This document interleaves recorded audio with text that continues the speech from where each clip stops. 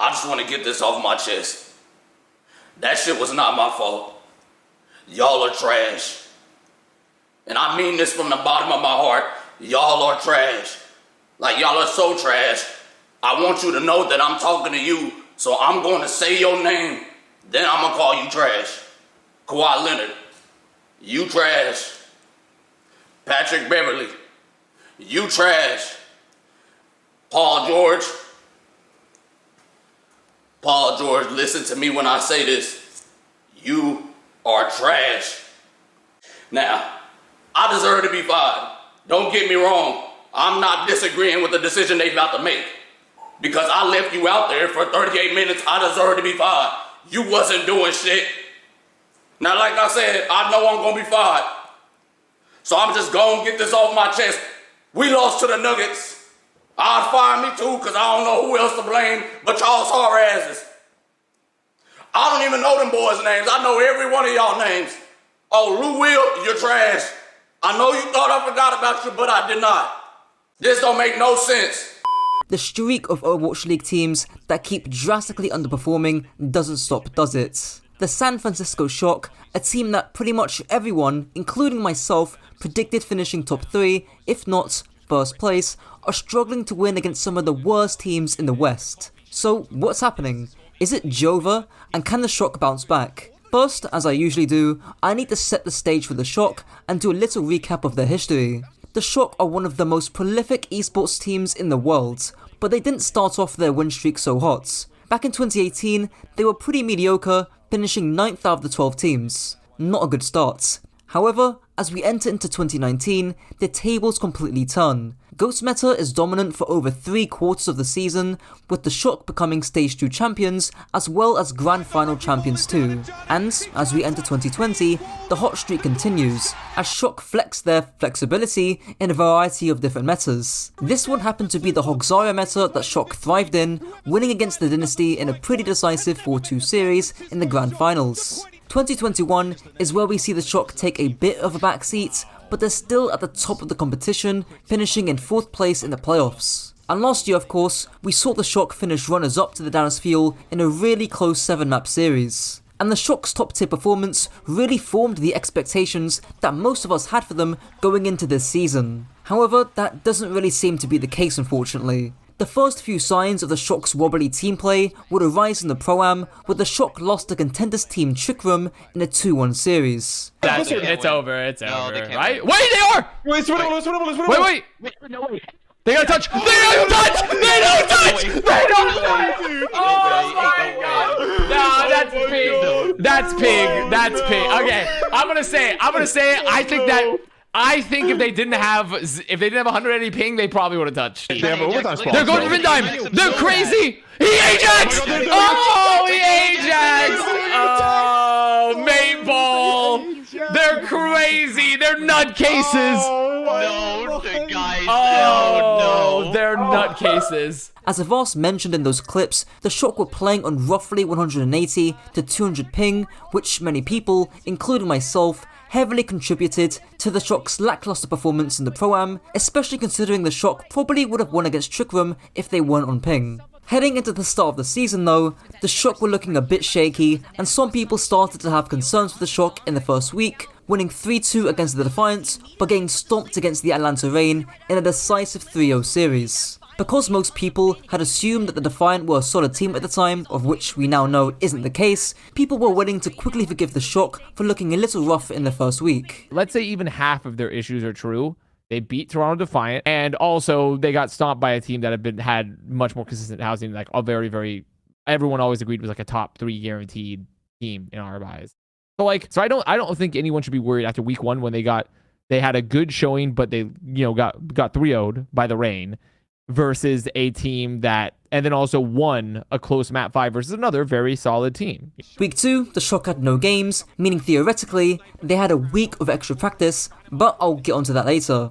So, heading into week 3, most people had predicted the Shock to clearly sweep out the Justice and NYXL in 2 clean 3-0 matches. I have a lot of faith in Get Amazed as the head coach of the Justice, so I was actually one of the few people who thought the Justice could at least make it competitive, but they ended up destroying the Shock in a 3-0 sweep. Even worse, however, was the Shock vs Excelsior match, where the Shock barely won in a 5-map series that went down to the wire. I'll play some clips from a vast stream with Albert, the general manager for the Florida Mayhem, since they're pretty funny. I just want Solo Shatter. Oh! He's dead. Finn's dead. Oh my god. Dude, 97? They still have Shattered as just Solo Shatter? Solo Shatter? No, they got... oh my... Albert, dude. My team... I mean... Oh.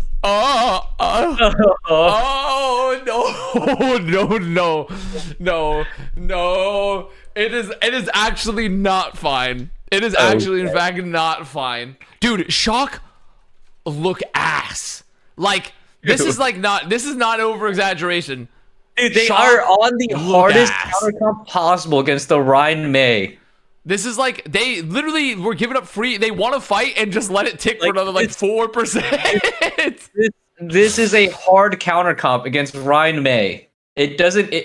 I don't understand. How is Junbin not just rolling through the point? Do not. They got a bomb.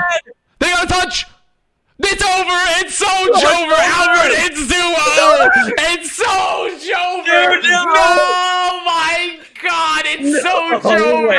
It's so over. That's fucking crazy. I just can't believe it. So we're pretty much at this point now where everyone is worried about the Shock. Apparently, the Shock have some housing problems, and they haven't got a practice facility, but I don't know how many more excuses we can afford this roster. So, for the second half of this video, as I usually do, I'm gonna do a quick breakdown of Shock's most 2 recent matches. So, first map against the Justice, we have the Ryan vs Ramatra brawl. I haven't seen anyone on YouTube really explain it that much, but in short, the Ramatra comp is very cyclical. In other words, Shock will be looking to aggress with Nemesis form, Ramatra's Vortex, Ramatra's Shield, and Maze Wall. If the Shock don't get value off those cooldowns in their cycle, they either die or they have to retreat back. Conversely, if Justice can look to get value early on with their May Wall and Reinhardt's high sustain initially, or if they're able to sustain through Shock's cooldown cycle, the Justice should win. And that's kind of what we see here on Justice's first retake. The Shock don't get a good wall, Jonbin can't pressure off his Nemesis form,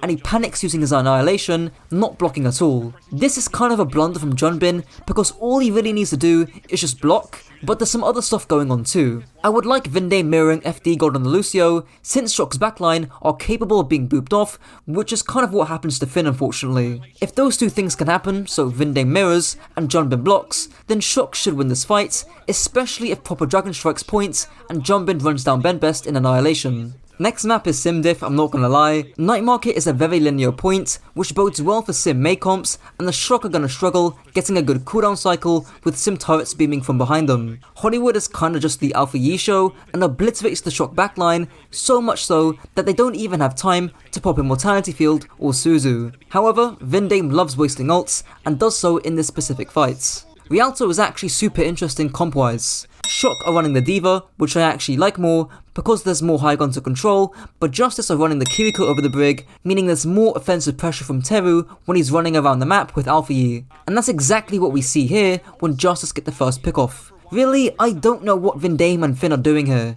In fact, the whole reason why you run the Brig is to prevent things like this from happening. And maybe Finn should be on Baptiste with the Exo Boots and Regen Burst to counteract the kunais. Regardless, really sloppy from Shock's backline. Now, moving on to the game against the NYXL, starting off with Nepal. Win condition is pretty easy for Shock. Utilize your range and mobility to soften up the XL for multiple different angles, and then contest points. And Shock do a good job of that, but they really fuck up the micro. Jonbin gets pinned and jumps to a place with no immediate cover, and proper blinks into a hammer swing because there's no cover for him to use on points. What a shame. On the next map, the comp matchup plays the same, but to a much greater extent. Shock lose teamfights here because they're either too slow to disrupt the Excelsior when they rush onto Finn on the Ana, or when Shock do engage, it's completely mistimed. Heesang, for example, lands a huge EMP where there needs to be a Nano Farah for follow-up, or just using mines with good timing, but for some reason, Shock EMP first, then Minefield after, meaning New York Sound Barrier gets full value. Now onto King's Row. The comp matchup is simple, and it's all about range. Shock need to smartly utilize cover to avoid taking damage from the Excel, and Proper and Max nicely do that with alleyways and high grounds. However, the last fight on second point is so sloppy, it's insane. Max takes a bunch of damage at the beginning with poor cover usage, meaning his bubble is forced early. Okay, whatever. What's even worse though, is that we now know Max is forced to play passive. But Heesang, for some dumb, idiotic reason, thinks it's now a good time to go in aggressive with duplicates. Heesang, you literally saw Max use his bubble early. Why are you feeding in with duplicates? Wait for bubble, play slow, then go in afterwards. To nobody's surprise, because you go in basically by yourself when Max isn't there, your duplicate gets no value. Krusty, I pray to God that you're going over this in the replays, because this shit is unacceptable. And then, on Havana, Shock really should lose this in the 3-0 to the Excelsior, but Kellen decides to shatter thin air, and they C9. Shock then proceed to reverse sweep this in a close 5-map series.